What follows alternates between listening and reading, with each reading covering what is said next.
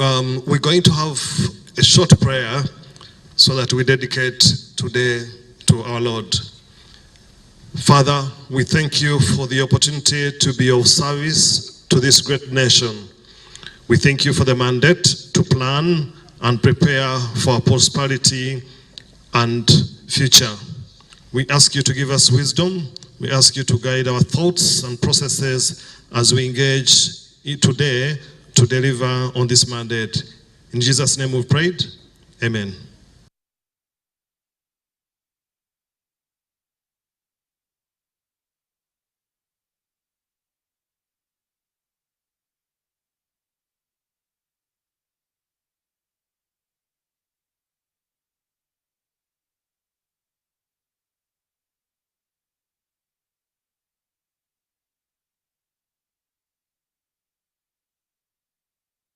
Ministers representing the different ministries and their permanent secretaries, their diplomatic corps, and representatives of other agencies that form part of government, as well as representatives of partners that associate and work in tandem with government.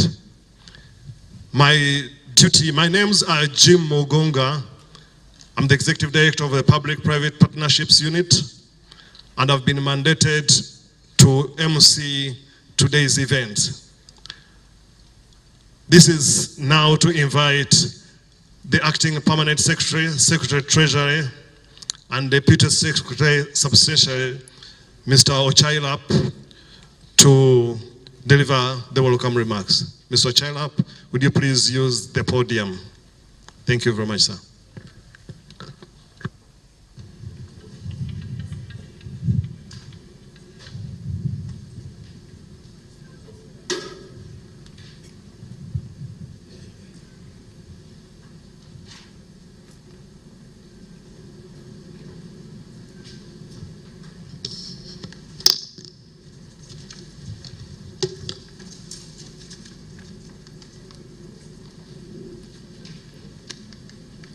The Right Honorable Prime Minister, the Honorable Minister of Finance, Planning and Economic Development, all Honorable Ministers here present, Honorable Members of Parliament, Your Excellencies, the Ambassadors and Heads of Diplomatic Missions, the Head of Public Service and Secretary to Cabinet, the Deputy Head of Public Service and Secretary to Cabinet, Deputy Secretary to Cabinet, Permanent Secretaries and Heads of Government Institutions, the Chairperson, Local Development Partner Group, the Chairperson, Uganda Local Government Association, representatives of civil society, members of the private sector, all invited guests, ladies and gentlemen.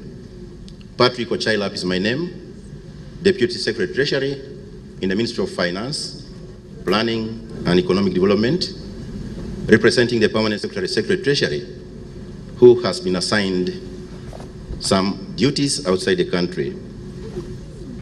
I welcome you to this National Budget Conference for preparation of financial year 2023/2024.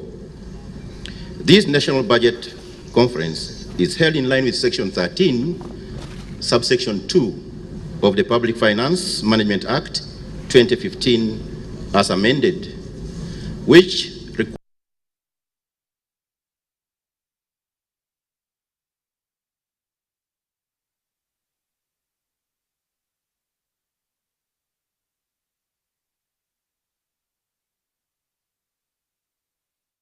(3/2024). I can confirm that consultations have been carried out with the lower levels of stakeholders to come up with this draft strategy. Right Honorable Prime Minister, the Honorable Minister of Finance, Planning and Economic Development will present the detailed budget strategy for financial year 2023/24 in his statement today. Our full participation, therefore, will greatly help to focus the budget strategy towards our commitment to our citizens as enshrined in the NDP 3 and certainly the National Resistance Movement Manifesto 2021 to 2026.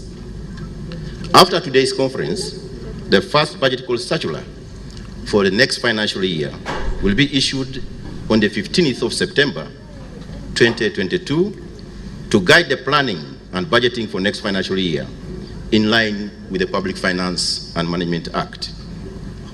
The regional workshops to consult the local governments and other stakeholders at that level will take place immediately thereafter. I now take this opportunity to invite the Honourable Minister of Finance, Planning and Economic Development to welcome the Right Honourable Prime Minister to this function.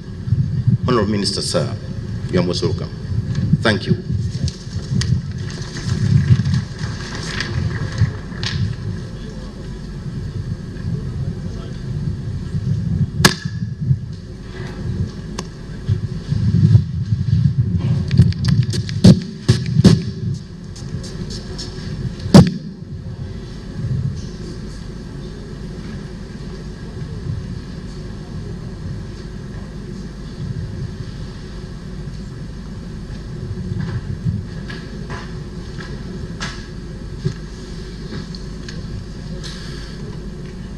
The Right Honourable Prime Minister, Honourable colleagues, ministers, development partners, participants from government ministries, departments and agencies, friends, ladies and gentlemen, good morning. Good morning. Good morning. Are you hungry? It's with utmost pleasure that I welcome you to this occasion, which is a part of the series of stakeholder engagements on the budget strategy for financial year 23-24. As stated by my Deputy Secretary, today marks the start of the national consultative process on the planning and the budgeting process for financial year 23-24, as embedded in both the Constitution of the Republic of Uganda and the Public Finance Management Act 2015 as amended. This will be followed by the local government regional consultative meetings scheduled to take place from 19th September to 7th October this year. To my colleague ministers and your respective permanent secretaries and heads of government institutions under your areas of jurisdiction, development partners, and all our esteemed stakeholders, it is important that we give our best to validate this strategy together to facilitate the development of next financial year's, to facilitate the development of next financial year's budget. Your input is of paramount importance to the budget process. Honourable Prime Minister, I now take this the honor to officially invite you to chair and steer this consultative conference. You are most welcome. Thank you.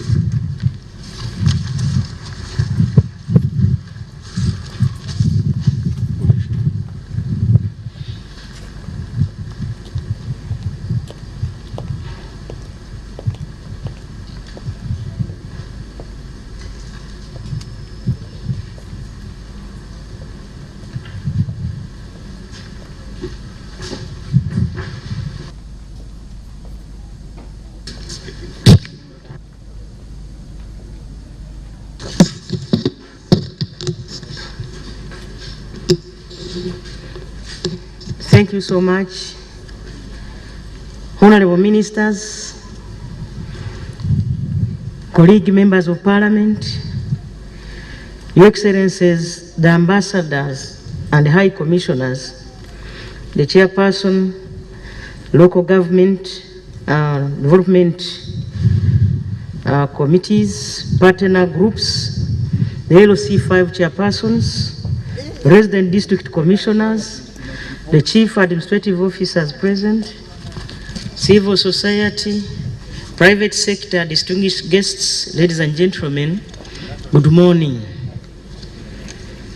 Our dear guests, with utmost pleasure and honor, I wish to welcome you all to this National Budget Conference for the financial year 2023-2024, which is part of the budget consultative process in accordance with Section 13(2) of the Public Financial Management Act 2015 as amended.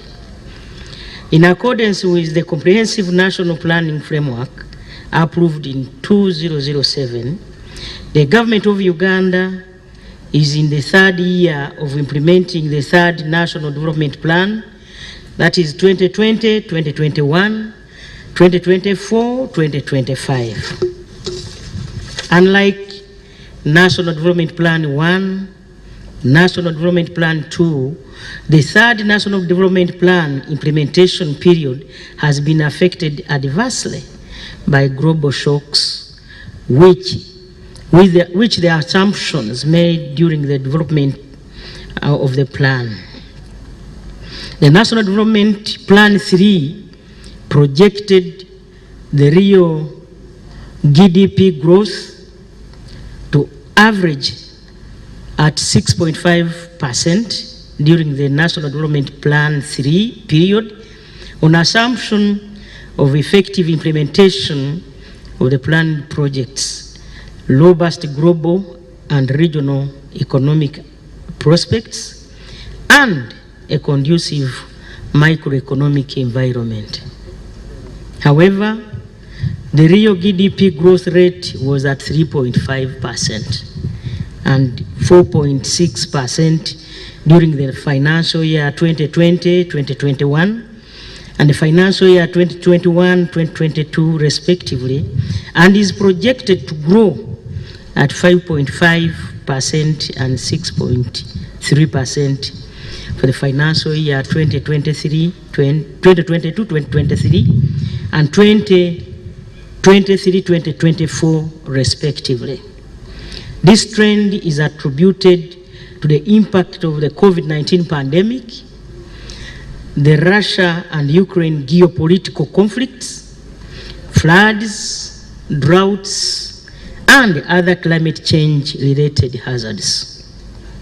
The COVID-19 pandemic and the Russia-Ukraine war have affected people's livelihoods and disrupted the global supply network, resulting into shortages and hence inflation. Honorable ministers and colleagues, the pickup in inflation has led to tightening of monetary policy, thus rise in the interest rates, which has increased the cost of deficit financing. This has affected the implementation of the National Development Plan 3 during the first half, and it is on this background that the Ministry of Finance, Planning and Economic Development, together with the National Planning Authority, is prioritizing the program implementation action plans within the context of realistic resource mobilization to finance the plan. Nonetheless, under the able leadership of His Excellency the President, and with support of all the stakeholders here and those have not made it, we have been able to navigate through the socio-economic turbulences, and we are committed to consolidating our resilience to accelerate economic recovery. Specifically, government is repositioning debt as a catalyst for economic recovery by giving priority to growth-enhancing sectors. Government will also continue focusing on enhancing domestic revenue mobilization improving value addition, and boosting export growth. Priority will also be given to addressing binding constraints to the private sector like energy, roads, and access to affordable capital in order to ensure sustainable economic growth. Allow me to extend my appreciation once again to HE the President for the able leadership and policy guidance during the hard times, and to all those who supported Uganda in the fight against the COVID-19 pandemic.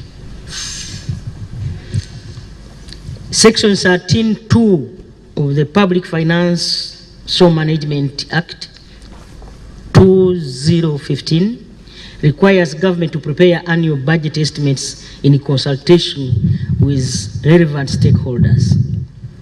It is on this basis that we are here for the National Budget Conference, which kickstarts the budget consultative process for the financial year 2023-2024.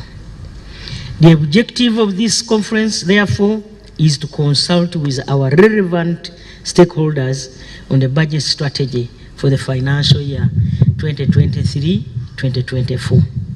As you are aware, the National Planning Authority is undertaking the midterm review of the National Development Plan 3, and the outcome of the process is expected to shape the budget strategy, taking into consideration the achievements so far, the national, regional, and global patterns of socio-economic fundamentals.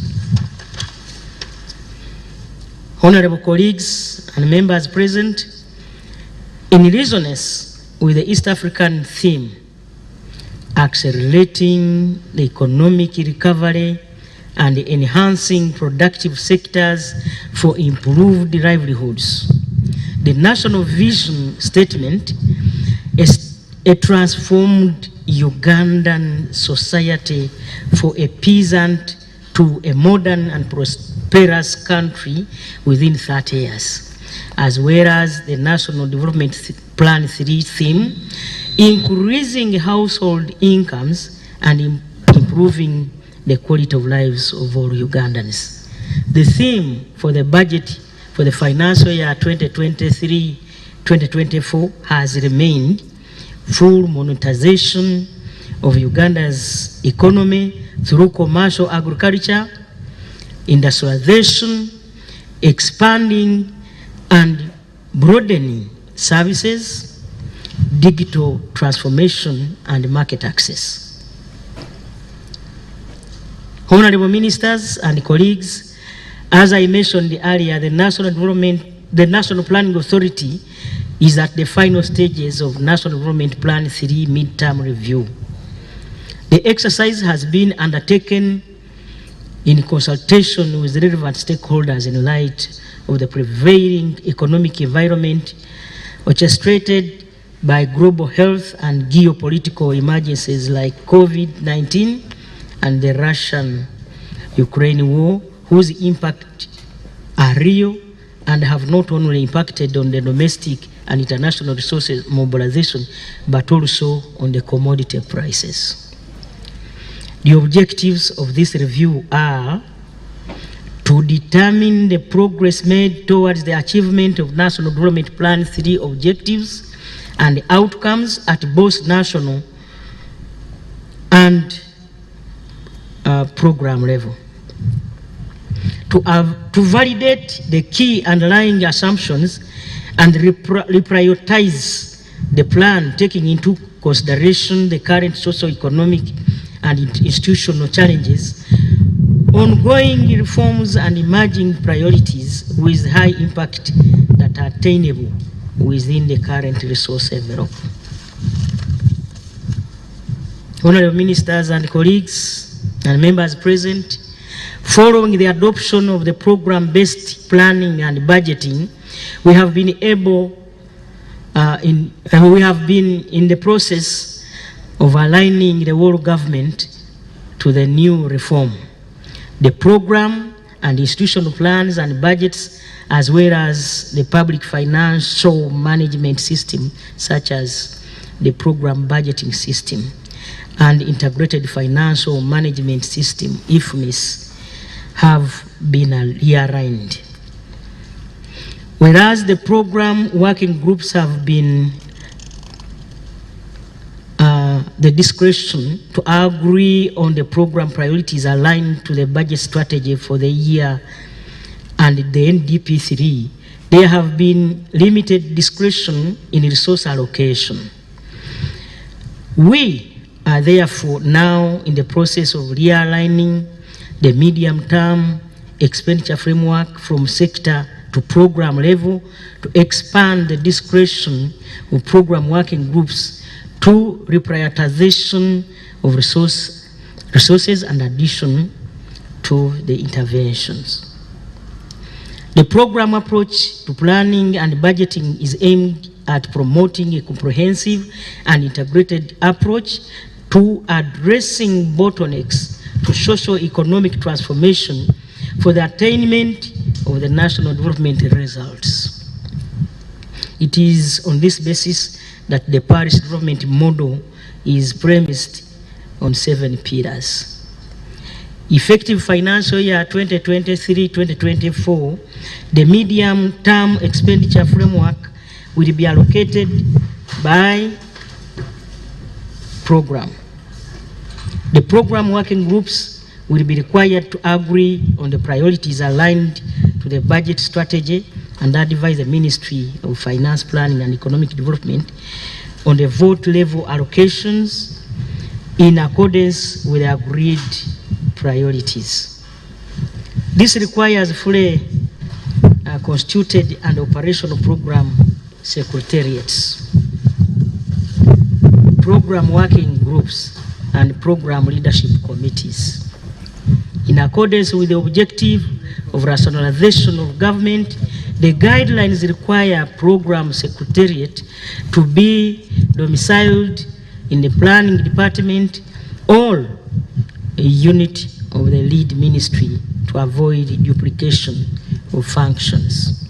I therefore call upon the program lead ministries, the National Planning Authority, and the Ministry of Finance, Planning and Economic Development to ensure that the program institutional frameworks are fully constituted and operationalized to facilitate a smooth transition from vote to program level medium expenditure framework.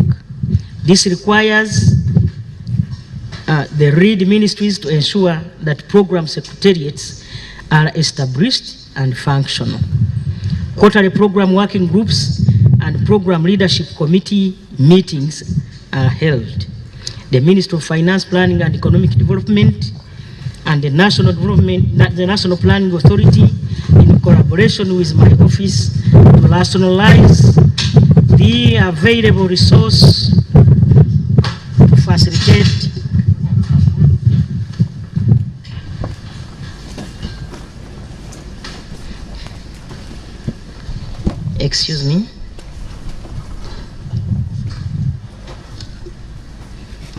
to facilitate the program secretariats and provide the necessary technical support.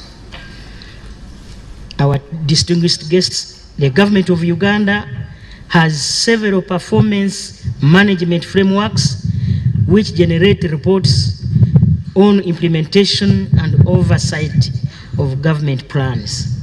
However, there has been no deliberate action to recognize the government institutions that have performed well, which in a way dampens the spirit of performance improvement based on management in the service. In this regard, we have come up with a Service Excellence Award to be presented to the top 5 best performing central and local governments. The votes were rated by correlating scores in the various performance assessment reports, generating an average and ranking them. In order to ensure dependence and objectivity, the assessment was undertaken by a select committee comprising external members, budget conference partners, namely civil society budget advocacy group, Advocates Coalition for Development and Environment, that is ACCOD, a Federation of Small and Medium Scale Enterprises, Uganda Manufacturers Association, Uganda Local Government Association, and Overseas Development Institute. They will be presented the awards to the top 5 central and local government votes. Our distinguished ladies and gentlemen, the impact of environmental degradation on climate change is real. Many economies, including Uganda, are paying a heavy price. I therefore call upon all of us to ensure that the budget strategy for the financial year 2023-2024 is pro-green growth.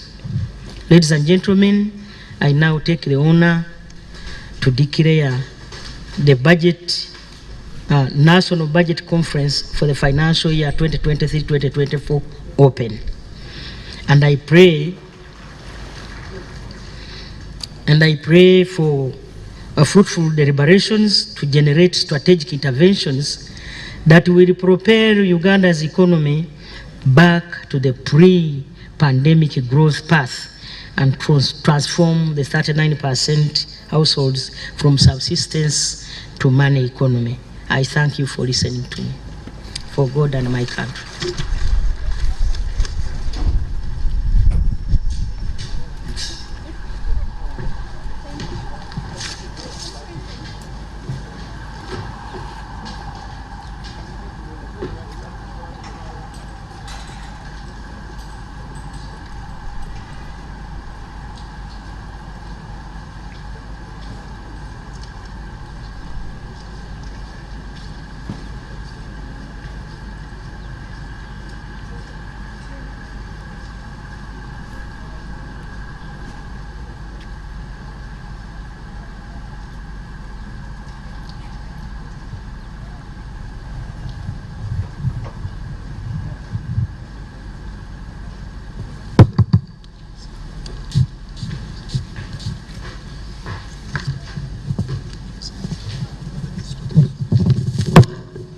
Honorable Ministers, ladies and gentlemen, allow me to invite Minister of Finance, Planning and Economic Development to present the budget strategy for the financial year 2023-2024. Honorable Minister. Thank you, Honorable Prime Minister. With your permission, can I remove this? Oh, yes. Thank you. You are far. And you were tested.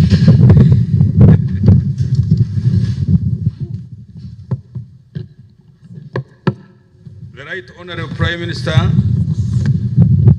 colleagues ministers, all members of Parliament who are here, Your Excellencies, ambassadors and heads of diplomatic missions, the head of public service and secretary to cabinet, the deputy head of public service and deputy secretary to cabinet, permanent secretaries and heads of government institutions, the chairpersons, local development partner group, the chairperson Uganda Local Government Association, the civil society, members of private sector, all invited guests, ladies and gentlemen.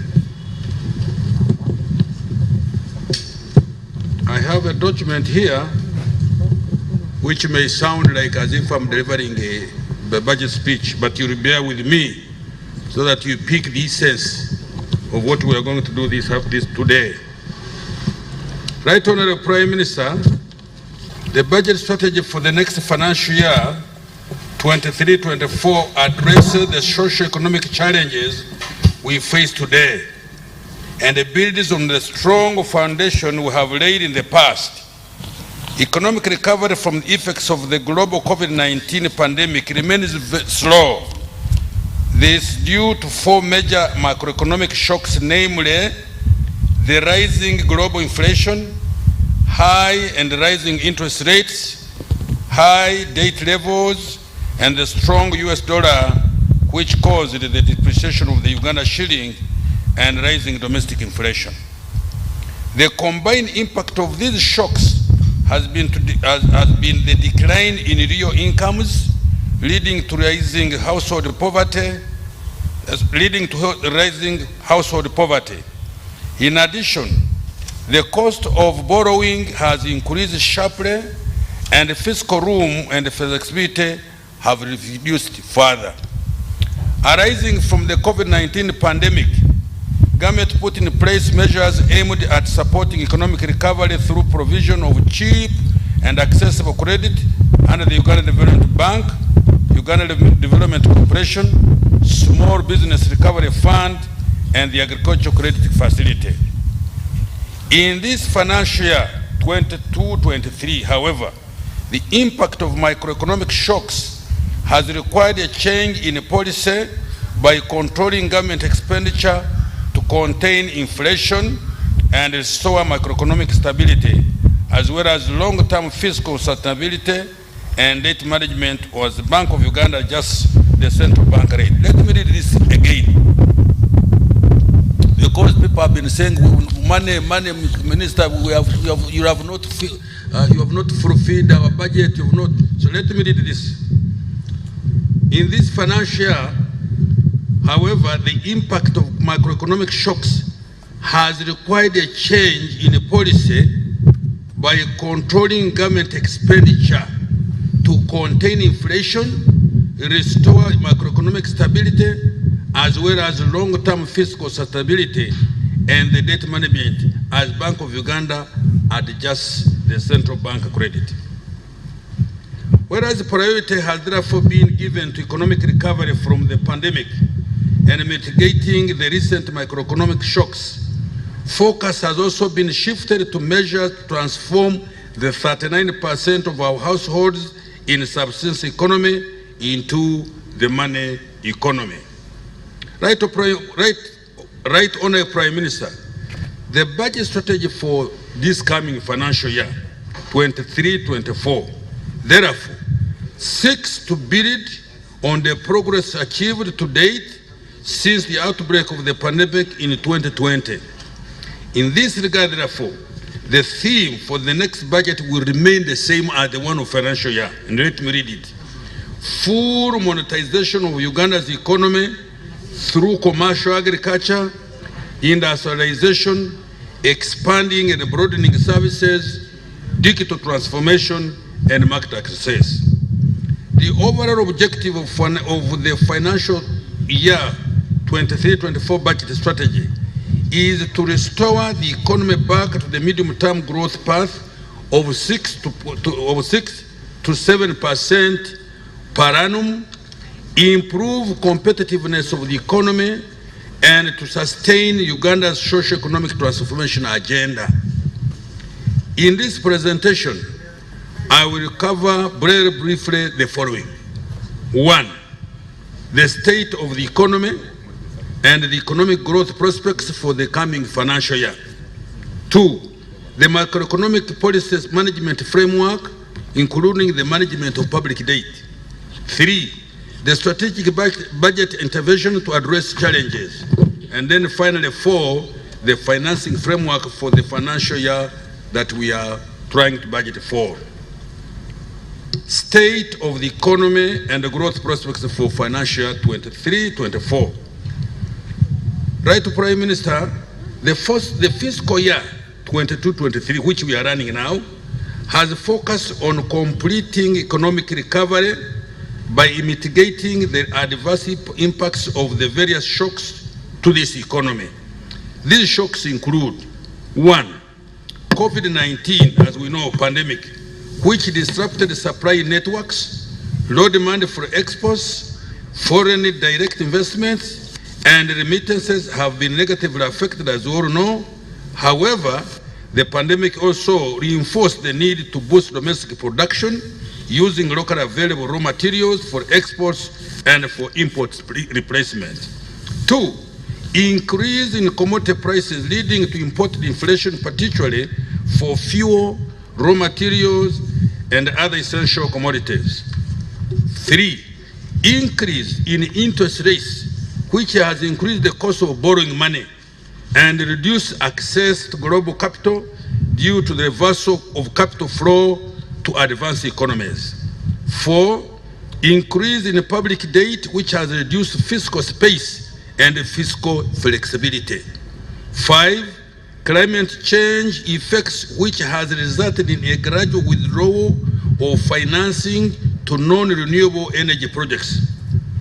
The strong and timely intervention of the government in dealing with these various shocks has allowed economic activity to continue to expand, albeit at a very slow pace. Other performance indicators of the economy remain positive, although currently under severe strain. The performance of some key elements of the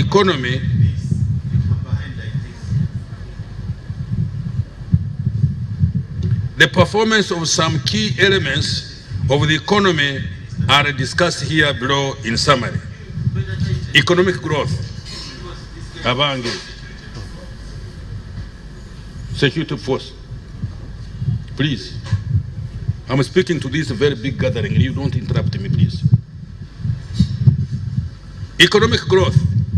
Preliminary GDP data shows overall growth of 4.6% in financial year 21-22, an improvement from 3.5% in the previous year, as the economy continues to recover from the COVID-19 pandemic. The industrial sector grew by 5.4% during the financial year 21-22, compared to 3.5% registered in the previous financial year, driven by a strong performance of the manufacturing subsector, whose activities expanded by 1.7% up to 3.9% from 2.2% during the financial year 2021. The services sector, which was the most affected by the pandemic restrictions, expanded only by 3.8% during the year, showing an upward improvement from 2.1% in the previous financial year, supported by strong growth in wholesale and retail trade, real estate activities, and a pickup in education. However, the transport services were affected by the high prices of fuel. Agriculture, forestry, and fisheries sectors performed at 4.3%, which was supported by favorable weather conditions and government intervention through provision of extension services, pesticides, water for production. Incomes and poverty. The income per capita increased from US dollars 936 in financial year 2021 to US dollars $1,052 in financial year 21-22, surpassing the NDP3 target. This improvement is partly attributed to increased government targeted expenditure to support economic recovery to offset shocks such as COVID-19. However, poverty and inequality remain critical development challenges to this country. Whereas poverty decreased marginally to 20.3% in financial year 19-20 from 21.4% in financial 16-17 and 2019-2020.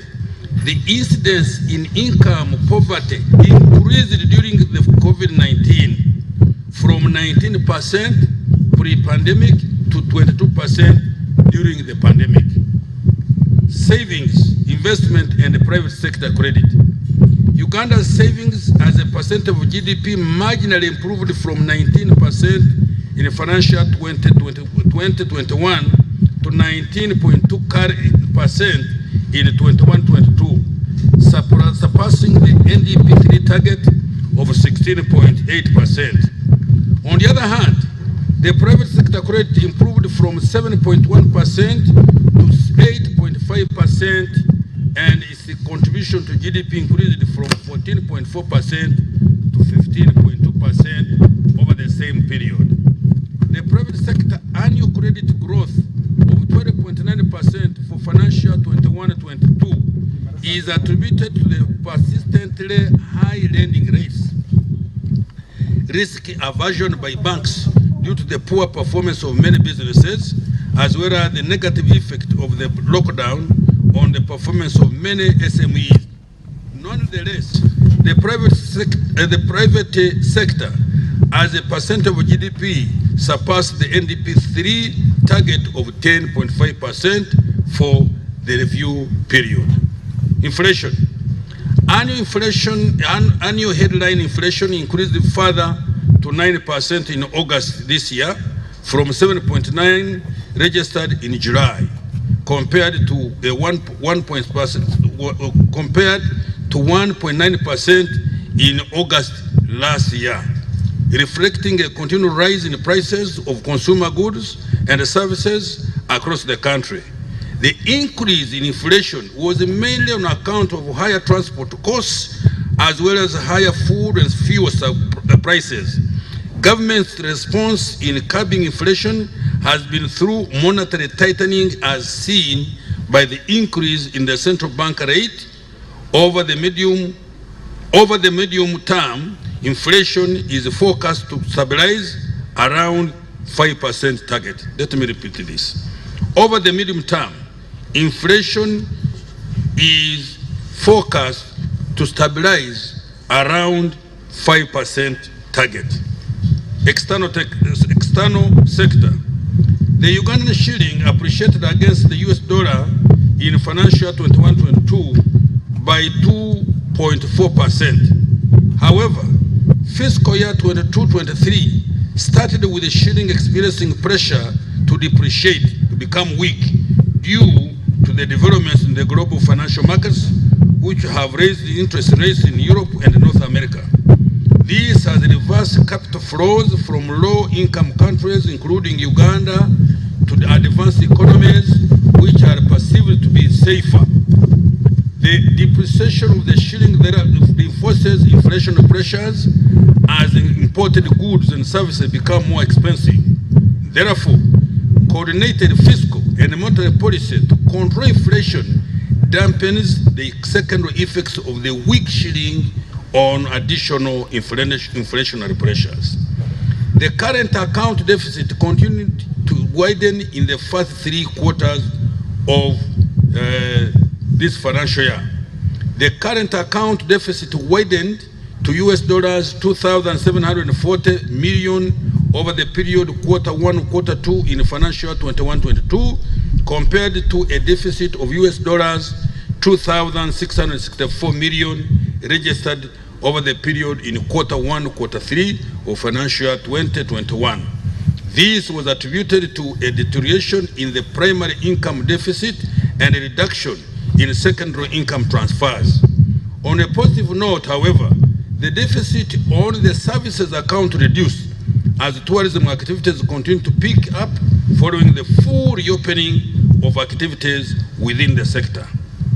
Within the first 3 quarters of financial 21-22, the deficit on the trade account was shilling 3,440 million US dollars, lower than the deficit of shillings 3,527 million dollars registered a year ago.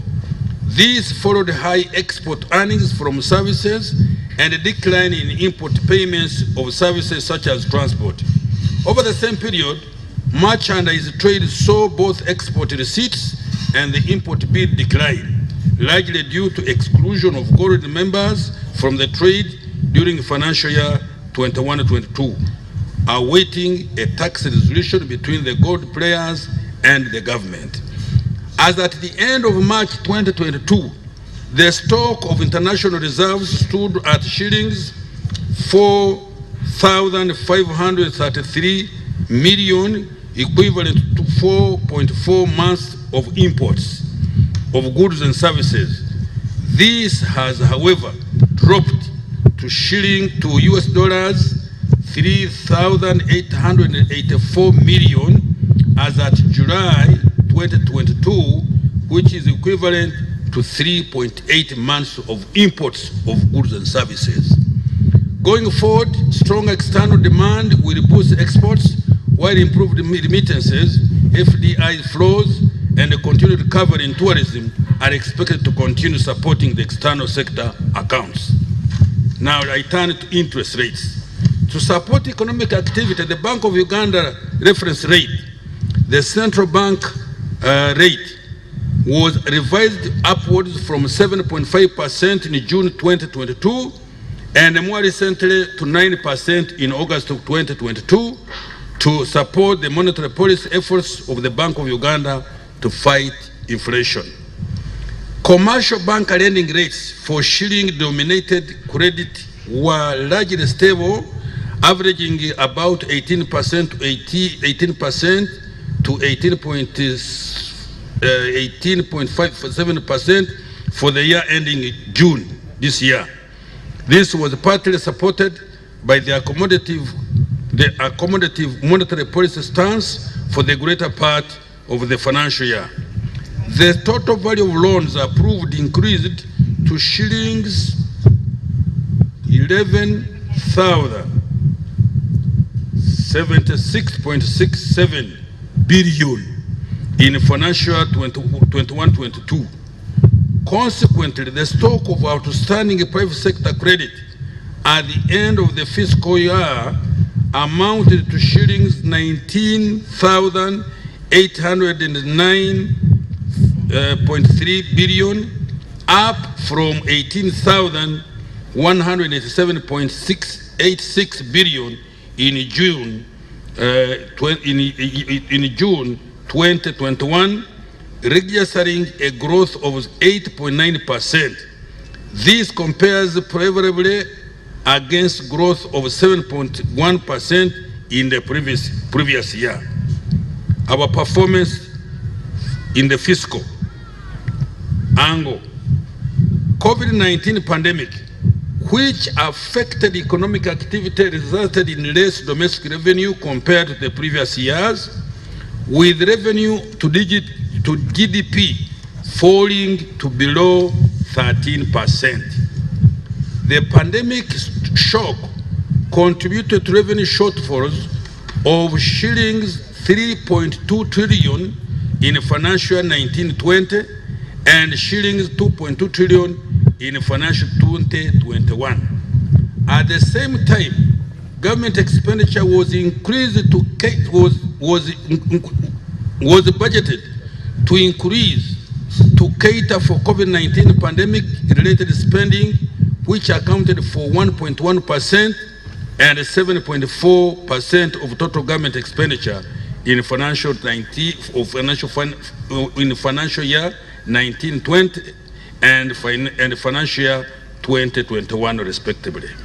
Therefore, the revenue shortfall in the two financial years and subsequent rise in the government expenditure led to a sharp increase in the budget deficit to 7.1% and 9.0% in financial year 1920 and financial years 1920 and 2021 respectively.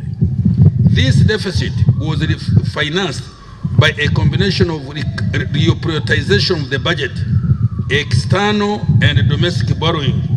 As a result, a public debt to GDP rose from 41.0% in financial year 2019-2020 to 51.6% in the financial year 2021-22. The increase in borrowing has resulted in a significant increase in the cost of debt service over the last two financial years. Debt services to revenue has increased to 30.6% in financial year 21-22 from 21.7% in financial year 19-20. These have further reduced the fiscal space and fiscal flexibility on resources available for other government expenditures, including health, education, and water. There is therefore an urgent need to reprioritize infrastructure projects and postpone others in order to establish long-term fiscal sustainability. Let me repeat this.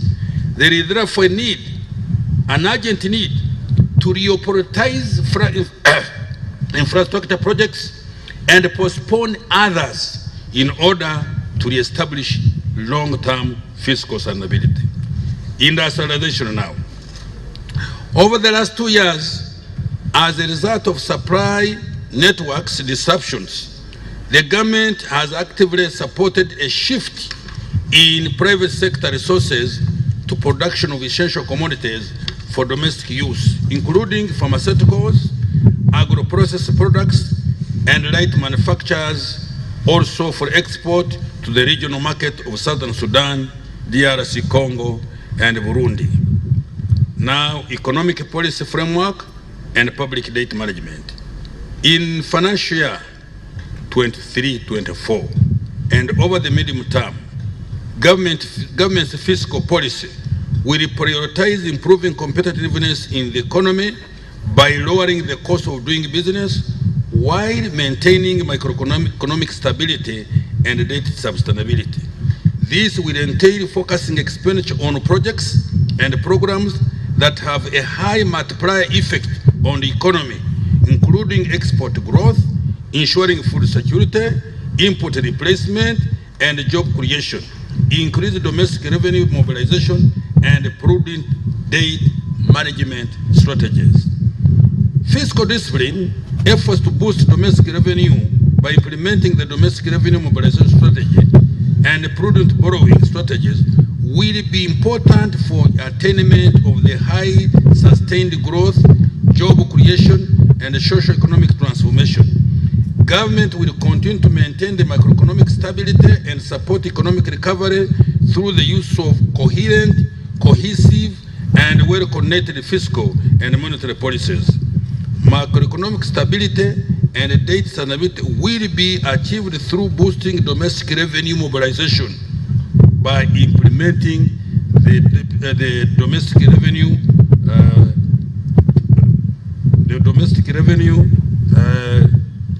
strategy and the use of growth-friendly fiscal consolidation.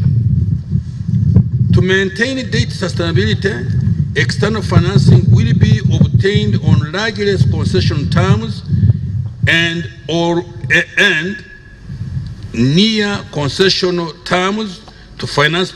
Let me repeat. To maintain debt sustainability, external financing will be obtained largely on largely concessional terms or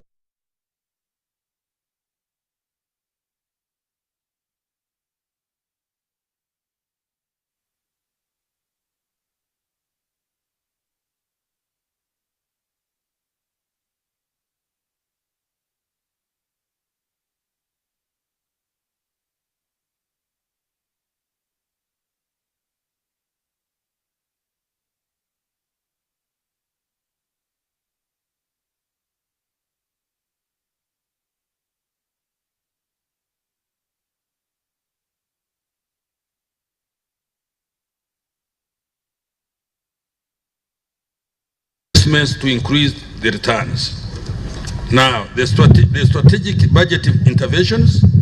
With respect to the strategic interventions, government will restore the balance between infrastructure and human capital development. This is especially because the COVID-19 pandemic and its after effects worsened poverty levels and living standards. Investments in social sectors, especially health, education, and social protection, directly address poverty and income inequality. Investment in human capital development will therefore be at the core of the remaining 2 years of the plan, at par with infrastructure development. The thrust of the budget strategy for financial 23-24 is premised on 4 key strategic interventions areas, which are: 1, enhancing security, good governance, and the rule of law; 2, boosting economic recovery and enterprise resilience; 3, facilitating economic growth and competitiveness; and 4, promoting social development and protecting vulnerable communities. The above areas will be developed further in line with the program-based budgeting approach as detailed below. Enhancing security, good governance, and rule of law. Security and good governance. Improving security, good governance, and the rule of law is instrumental for economic prosperity. Next financial year, the strategy to enhance security will prioritize the strengthening of security and intelligence capability to protect persons, property, and maintenance peace. Government will restructure ministries, departments, and agencies to enhance efficiency in service delivery for better results. In order to spur development at the lowest planning unit, parishes will be equipped and resourced to enhance service delivery under the parish development model as we all know it. Rule of law. In order to further enhance the rule of law, access to justice will be promoted by construction and equipping of courts and additional justice centers, recruit additional judicial and relevant non-judicial officers to extend judicial services nearer to the people, and the use of digital technology to enhance the capacity of the courts to handle cases and address case backlog. Courts will be strengthened to resolve disputes in special areas including land, commercial, family disputes, environment, standards, utilities, and tax disputes. Alternative dispute resolution and other case management interventions such as plea bargaining, small claim procedure, and mediation will be promoted. Now, boosting the economic recovery and enterprise resilience. Honorable Prime Minister, in financial 22-23, government started full-scale implementation of the parish development model as the last mile strategy to improve the service delivery and enhancing incomes and welfare of the 39% of households rooted in subsistence sector to the economy, to the money economy. The model has 7 pillars. I don't know whether I should repeat them. Let me repeat them for emphasis. There are 7 pillars, as we all know already. 1, production, processing, and marketing. 2, infrastructure and economic service development. 3, financial inclusion. 4, social service delivery. 5, mindset change and cross-cutting issues, that is gender, disability, and environment. Parish-based management information system. And 7, governance and administration. Since inception, the following have been done: mobilization of communities, groups, and enterprise, development of a parish model financial inclusion system, and a partial capitalization of approximately 7,860 circles.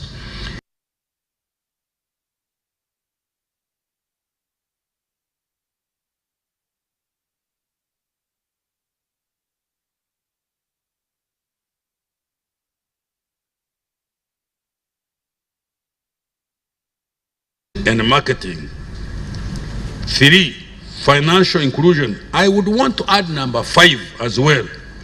The mindset change and cross-cutting issues. The mindset change. There are people who we talk to, who run in constituencies, they are not bothered. They are not bothered at all.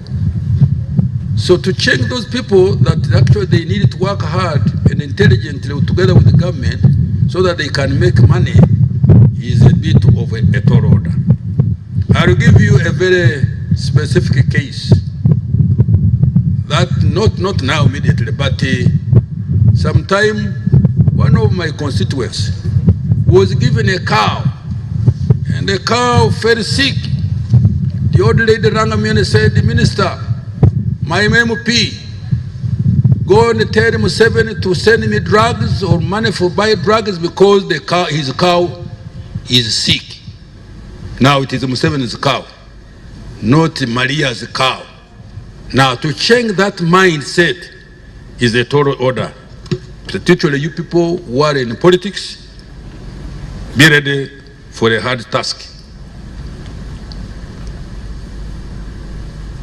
Therefore, the financial 23-24, we government will consolidate on the initial progress achieved in 22-23 by all the implementing agencies, both central and local governments, in respect of all the 7 pillars.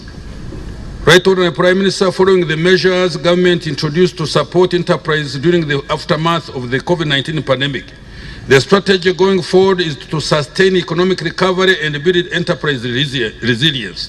In the short term, the focus of the strategy is to reverse stagnating demand due to rising prices, increase availability and affordability of finance, and reduce cost of production in order to improve enterprise profitability. While fiscal policy will be constrained in order to stem inflation pressures, spending on activity that positively impact the private sector will be prioritized, including the clearance of arrears to the private sector.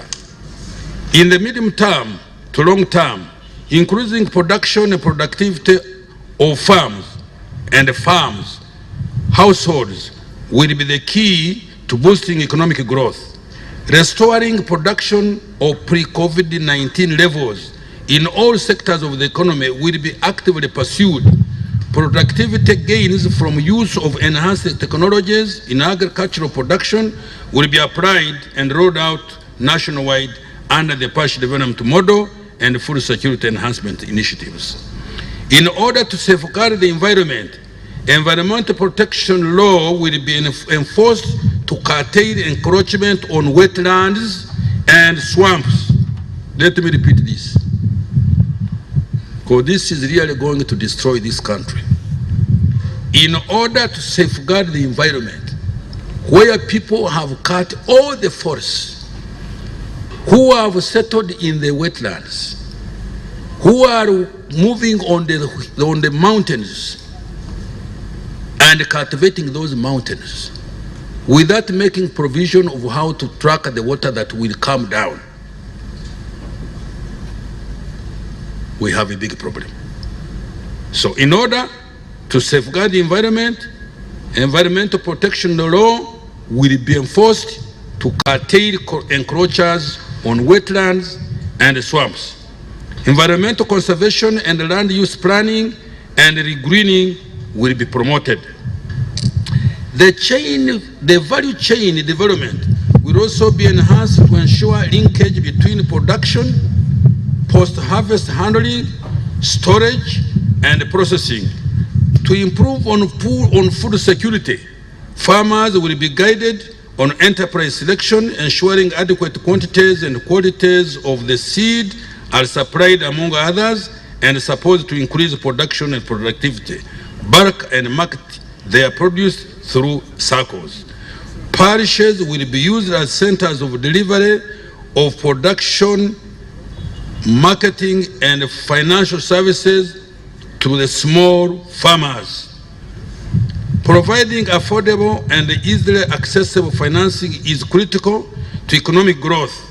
Interventions to provide affordable and patient capital through Uganda Development Bank and the Uganda Development Corporation will be implemented fully.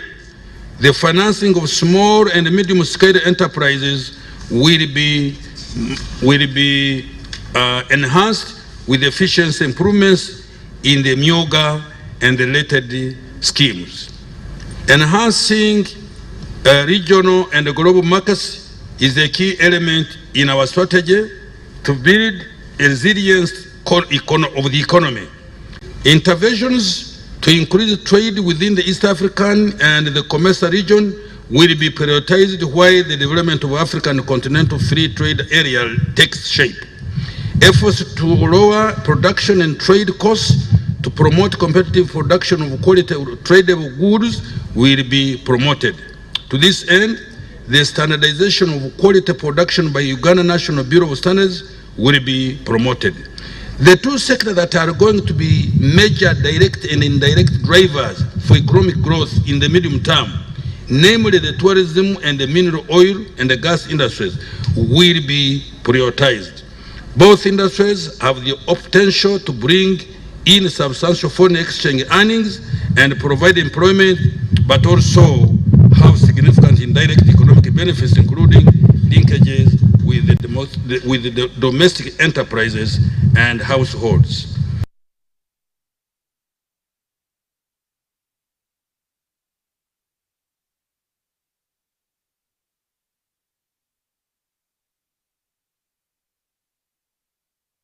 As most of its supplies are locally sourced.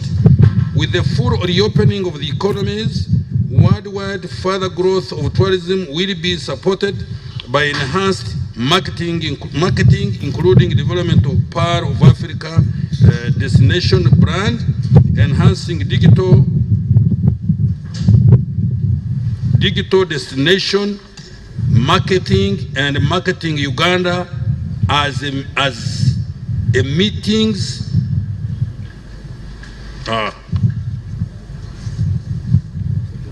Let me repeat here. The tourism sector has historically been a major foreign exchange earner, but also has positive linkages to domestic economy as it provides employment and supports household incomes, as most of its supplies are locally sourced. With the full reopening of the economies worldwide, further growth in tourism will be supported by enhanced marketing, including developing the Pearl of Africa destination brand, enhancing digital destination and marketing. In the minerals, oil, and the gas sectors, efforts will be placed on implementation of ECOP project and the construction of the national oil refinery, together with exploration for priority minerals, including iron and steel, and the establishment of effective mineral regulations. Facilitating the economic growth and the competitiveness. In order to enhance economic growth and build competitiveness, infrastructure development will be further promoted. To further develop transport infrastructure, key intervention next year include operationalizing the Hoima International Airport, upgrading strategic roads from gravel to bituminous surface, the maintenance of national and district community roads, and the rehabilitation and upgrade of aerodromes. In support to digital transformation, broadband connectivity will be extended to parish level and last-minute connectivity to expand access to affordable high-speed internet through the national backbone infrastructure, which will be implemented. In addition, development and commercialization of local ICT products and establish and support regional ICT incubation hubs will be supported, and the communities and SMEs will be trained to enhance digital literacy. To support the industrialization and existing industrial parks will be also expanded. The construction of one-stop border posts at Mpondwe and Bunagana will also be completed. Local industries will be supported to acquire appropriate technologies and product certification. In the power sector, rural electrification will be completed by covering the remaining districts and sub-counties all over the country. In addition, construction of additional substations to boost and regulate the generation, transmission, and distribution will be done. In order to diversify power sources, preparatory activity to construct a nuclear power plant will be fast-tracked. 30 square miles of land in Buyere district will be acquired for this purpose. In order to enhance regionally balanced economic development, regional development plans that reflect specific local advantages that need to be harnessed for local economic development will be designed and implemented in Acholi, Busoga, Teso, and Bukedi. Transport and power infrastructure will be extended to key growth areas, including tourism sites, to facilitate production and value addition. Growth corridors covering the Guru Hoima Kasese and the Arua Guru Soroti Maraba axis will be designed and developed to complete nationwide industrial development, in addition to the Maraba Kampala Mbarara corridor. Improving social development. Human capital development remains central for the development of a healthy population and a skilled labor force. The provision of health, education, and safe water remains a priority in the budget strategy for the next financial year. Health. In the health sector, the strategy is to shift emphasis from predominantly curative-oriented health care system to a preventive healthy lifestyle promoting one. This new approach empowers individuals and communities to identify their needs and play an active role in maintaining their own health and well-being by increasing health literacy and access to health information at home, schools, and workplaces. Village health teams, the VHTs, will be strengthened through training and facilitation to enhance individual and community health programs. A key element in improving health care service delivery relates to staffing levels in the health system. Currently, staffing levels stand at 65% of the required staffing norms. Staff shortages are critical for anesthetists, pharmacists, dispensers, and critical operating theater staff. To address maternal and neonatal health care, health centers 4 operating theaters will be equipped and renovated to provide comprehensive emergency obstetric and neonatal care services. Staff accommodation will also be built at health centers as Health Center 4s to ensure services is available at all times. For increasing functionality of hospitals, the 12 regional equipment maintenance workshops will be enhanced to address the inadequacy and obsoleteness of medical equipment at all levels of care. This will include ensuring availability and functionality of the X-ray and laboratory services across the country. Now, education. The next financial strategy in the education sector aims to increase the relevance of learning and knowledge building to the needs of society and the economy in particular. To this end, the National Vocational Qualification Framework will be developed to indicate what a given certificate holder is expected to know, understand, and be able to do, and provide a reference point for assessing and recognizing learning required in a non-formal and formal settings. In addition, science, technology, engineering, mathematics in education, research, and innovation will be promoted to complete the cycle from research to product development and commercialization for national growth and social well-being. In order to improve the efficiency and effectiveness in education delivery, the Education Management Information System will be upgraded to track people and student enrollment, dropouts, and retention, and uniquely identifying learners, teachers, and institutions. The education sector will adopt enhanced digital-based system management by rolling out the Teacher Effectiveness and Learners Achievement System, e-inspection, Teacher Management Information System, and e-learning.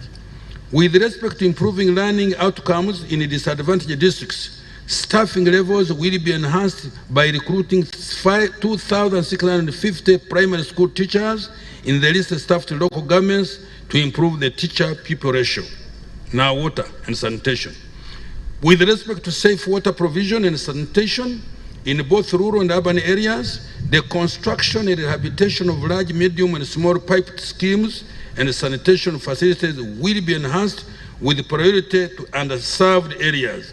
Provision of sanitation facilities will be integrated in education and health projects to enhance effectiveness and capitalize on synergies. a water and sanitation information management system under the Uganda Intergovernmental Fiscal Transfer Program, UGFIT, will be developed with the support from the World Bank to facilitate monitoring and reporting of access to safe water and sanitation. I'm about to finish. Domestic revenue, financial 23-24 financing framework. Domestic revenue. During the next financial year, 23-24, government intends to meet the target of domestic revenue by 0.5% of GDP, in line with the NDP3 annual revenue enhancement target and the domestic revenue mobilization strategy. Next financial domestic revenues are projected to amount to shillings 29.78 trillion, of which tax revenue and non-tax revenue is projected to be 27.774 trillion and shillings 2.009 trillion respectively. This translates into a nominal growth in revenue of shillings 4.233 trillion, which is equivalent to 16.6%, up from 25.550.69 trillion projected revenue for financial 22-23. This reflects a growth of revenue effort of 0.5% from a projected 14.1% of GDP in financial 22-23 to the target of 14.6% in financial 23-24. Public debt. Public debt management next financial 23-24 will continue to be guided by the principles set out in the Public Debt Management Framework of 2018, the National Development Plan, and the Uganda Vision 2040. Focus will be on utilizing grants where available and the concession of financing to implement projects within the private areas of government, which I've said before. Going forward, gradual fiscal consolidation will lead to a decline in public debt below 50% of GDP in nominal terms. Priority shall be accorded to contracting debt on concession terms to lower interest payments and obtain debt service rescheduling through debt service suspension initiative, which would offer additional fiscal space. However, in the immediate and short term, the finalization of key infrastructure projects in the energy sector, such as transmission lines and associated substations, to increase the favorable and cheaper cost of doing business in Uganda, will instate new borrowing in financial 22-23. Furthermore, priority will be placed on investment in the oil and the gas sector infrastructure to get oil resources expected to accelerate Uganda's economic transformation. This investment includes, but not limited to, East African crude oil pipeline, oil roads, Kabale Industrial Park, and others. These investments need to be financed partly through borrowing in the financial 22-23. Government has finalized the preparation of its public investment financing strategy that guides on the alignment of the different financing options to the appropriate programs and prioritization. Now, resource envelope. Honorable Prime Minister and colleagues, ministers, members of Parliament, the resource envelope for financial 23-24 will not have any significant changes from those of this financial we are running. Accordingly, the preliminary resource envelope for next financial year will be issued in the first budget called Sectoral for financial 23-24. Indicative planning figures will be issued at the program level, and the distribution to the respective votes will be done by the program working group level. But let me repeat this. The resource envelope for financial 22-24 will not have any significant changes from those of this financial year. That's the catchword. I conclude, Honorable Prime Minister and friends, this budget strategy aims at addressing the socio-economic challenges impacting on the livelihoods of our people through monetization of the economy, largely driven by implementation of the parish development model. In line with the program approach, each ministry, department, and agency is expected to continue to pursue its priorities under the third National Development Plan, which in turn will lead to the realization of socio-economic transformation agenda. While substantial progress has been achieved, more is expected in the next financial year as detailed in the 4 key areas identified. As such, prioritization of resources will be required throughout the process of investments of high value and returns. As the consultative process for financial year 23-24 therefore begins, all programs of government, private sector, development partners, and the civil society should be interlinked to this budget strategy to help government to achieve the theme of this budget and the overall vision of sustainably lifting Uganda to a middle income status. I thank you for listening to me.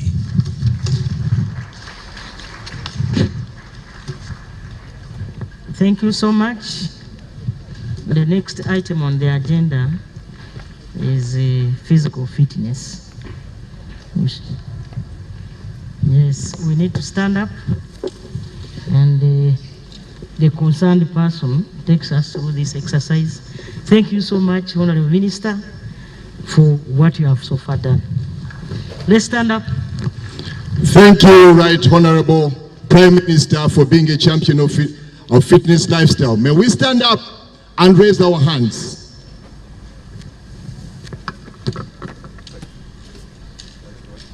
We shall start by clapping to thank God for the gift of life. Let's clap, all of us. Continue clapping. Continue clapping. That's 1, 2, 3, 4, 5. Hands on the side. Legs together. That's 1. That's 2. That's 3. That's 4. That's 5. That's 6, 7, 8, 9, 10. Everybody. We need effective blood circulation because we've sat for long, and the minister said that we need to be healthy to serve Uganda. Okay, 1, 2, 3, 4, 5, 6, 7, 8, 9, and 10.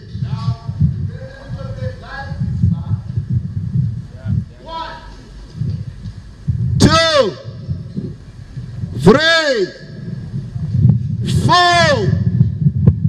5, 6, 7, 8, 9, 10.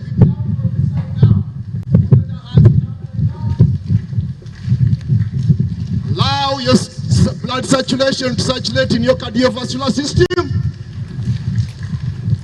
Do this regularly. The PS of Minister of Health can encourage this. Okay, we go. 1, 2, 3, 4, 5, 6, 7, 8, 9, and 10. Now we are going to do a 1-spot run. We test our cardiovascular system, okay? When I whistle, we run in 1 spot. Run for Uganda! Run for Uganda! Faster! For East Africa! Score! Run! Run faster! For our families, let's go! Run for your family! Everybody run! Finally for humanity, let's go!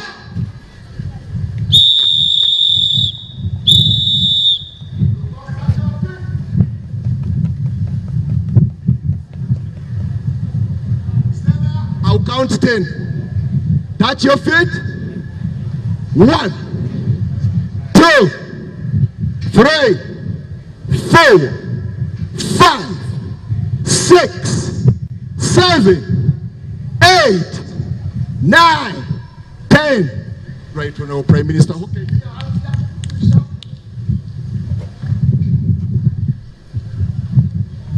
Our shoulders like that.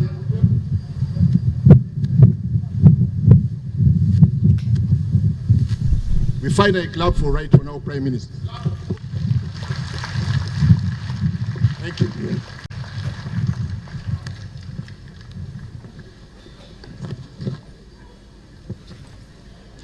Honorable members, you are aware that prevention is better than cure.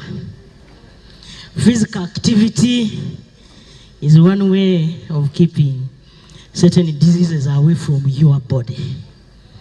Thank you so much. Can I now invite our second presenter, then we go for tea break, and that is the Local Government Partners Group paper on budget strategy for the financial year 2023-2024. Can we have the presenter? Is Mr. Richard? It's you. You're welcome. Please clap for our presenter.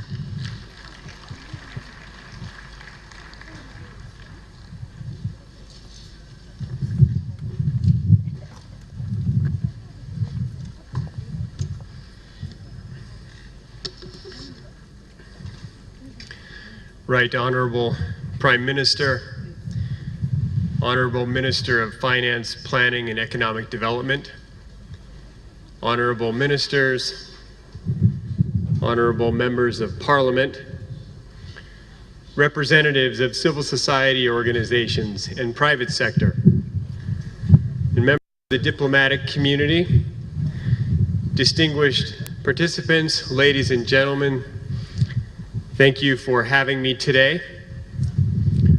My name is Richard Nelson. I am the USAID Mission Director in Uganda, and I am here today representing the Local Development Partner Group, consisting of development partners, multilateral and bilateral, working closely with the government of Uganda for progress and development in this country. On behalf of the Local Development Partners Group, I wish to thank you, Honorable Minister of Finance, Planning and Economic Development, for inviting us today to the National Budget Conference for fiscal year 2023-2024. This is an important event which will set the tone for key policy and spending discussions and decisions over the next financial year. As development partners, we would like to use this opportunity to strengthen our partnership and coordination efforts in sustaining and accelerating development outcomes in Uganda. This conference is being held while Uganda's, as well as the world's economy, is recovering from the impacts of COVID-19 and is facing high commodity prices and borrowing costs across the globe. We commend the government of Uganda and MOFPED for overall cautious approach to economic management and agree that fiscal consolidation is a responsible policy response to current economic challenges. We encourage the government to continue the path of prudent fiscal management by ring-fencing resources to protect the poor and pursuing concessional financing.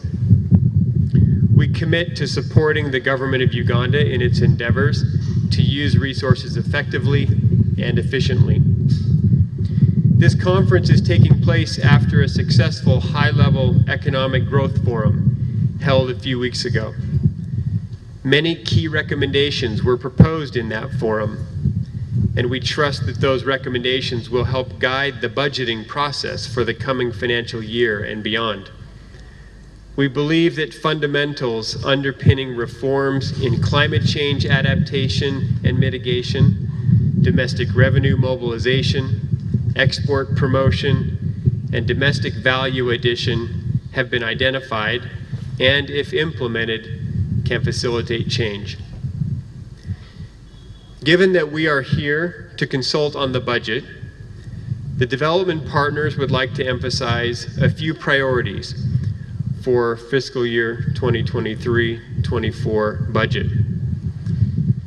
There are 9 of these proposed priorities, and let me read them one by one. The first one is human capital development.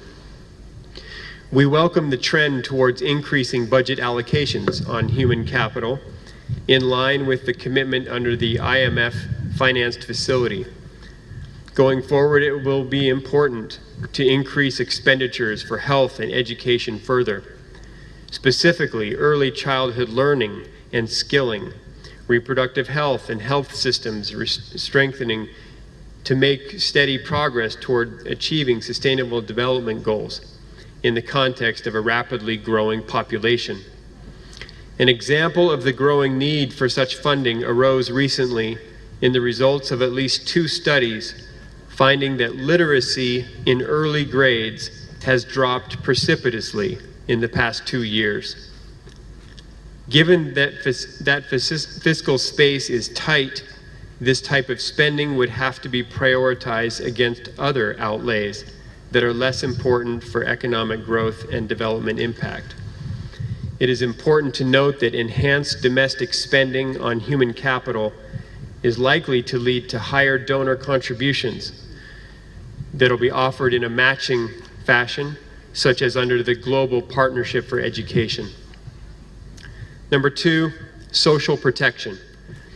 Given high commodity prices and higher poverty levels in the aftermath of the economic slowdown of the past 2 years, there is need to improve targeting and scale up resources available for social protection while still promoting debt sustainability. This includes increasing financing for women's economic empowerment, rolling out the labor-intensive public works program, especially for youth, and expanding social assistance grants for empowerment, or SAGE, by lowering the entry requirements into the program and including the entire eligible population.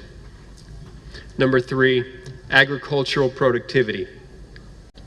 To sustainably move households out of subsistence into the market economy, it is necessary to support agricultural productivity through investment in public goods such as extension research and development, especially drought and resistant and disease resistant seed varieties, promotion of climate smart farming practices, safe and environment friendly pest and disease control, investing in marketplace development, and stronger inspection and certification functions.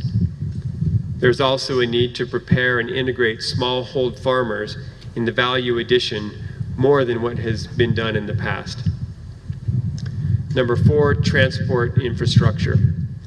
We commend government's focus on expanding the national paved road network.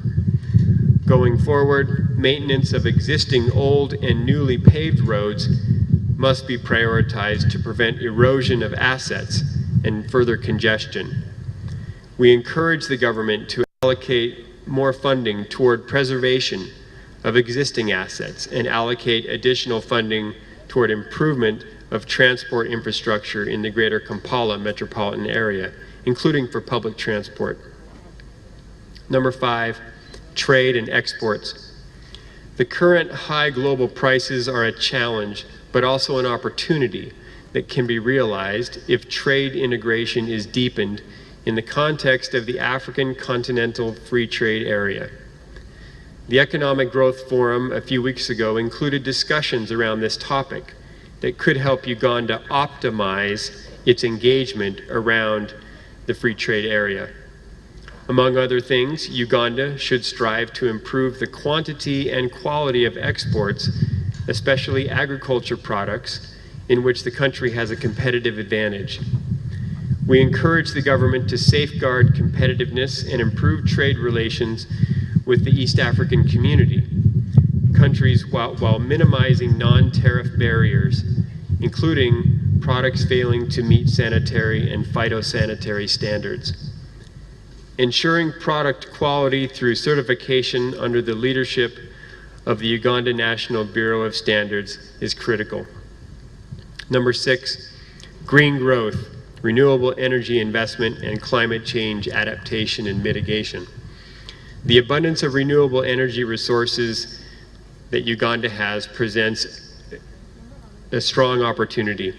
Recent experience with climate change-related disasters underlines the importance of ensuring that any new infrastructure is climate resilient to avoid loss of human life and property, as well as disruptions to commerce and production. At the same time, more investment in power connectivity and access to low-cost electricity must be prioritized. Number 7, domestic resource mobilization. Uganda is implementing the Domestic Revenue Mobilization Strategy, which aims to increase the country's tax to GDP ratio to 16 to 18% by 2023-24, and achieve tax to GDP ratio growth of 0.5% every financial year.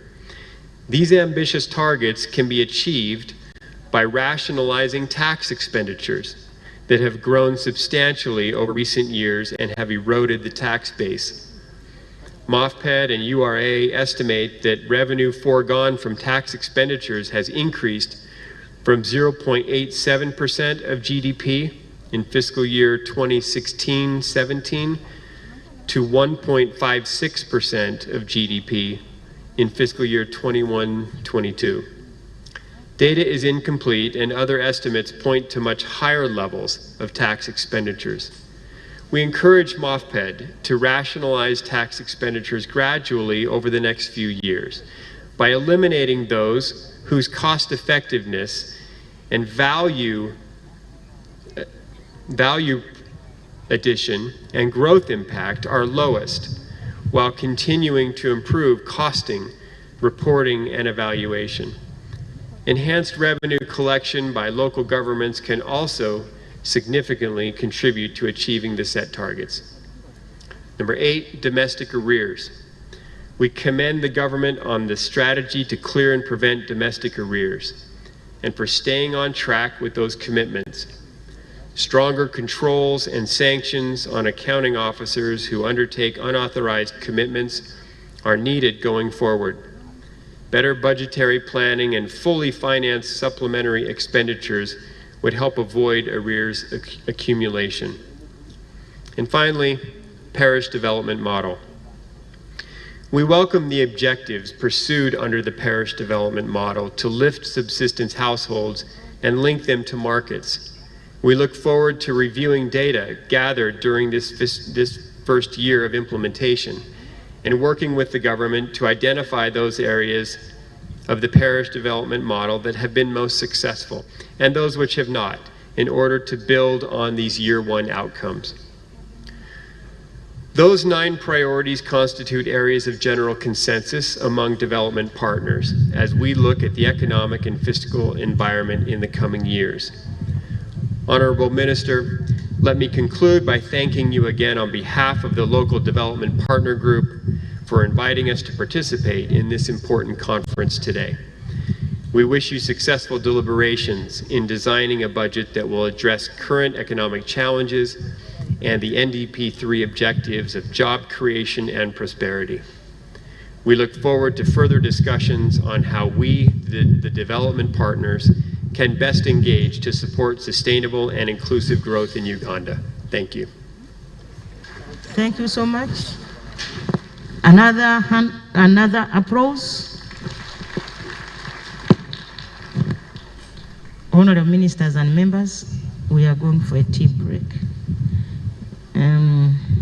I think let me allocate 30 minutes for that activity. We shall be back here at 12:26. 12:26, 30 minutes. Okay, 12:30. Thank you so much. Let's go for break tea. Can somebody lead us in prayer?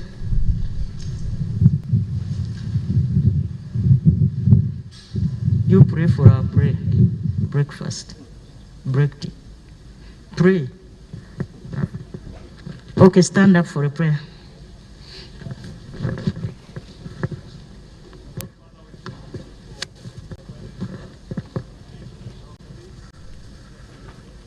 Amen.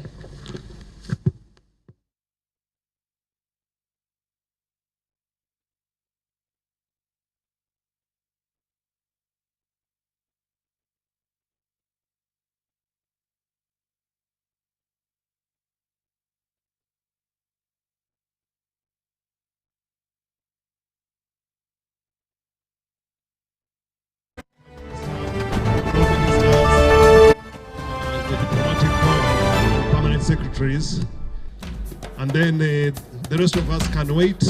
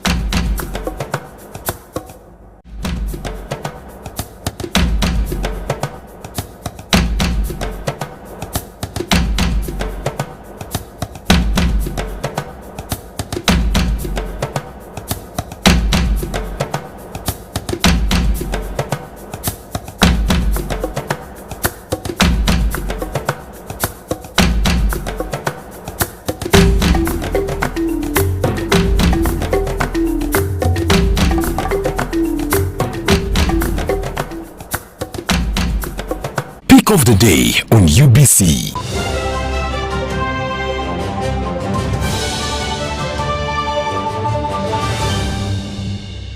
Was brought to you by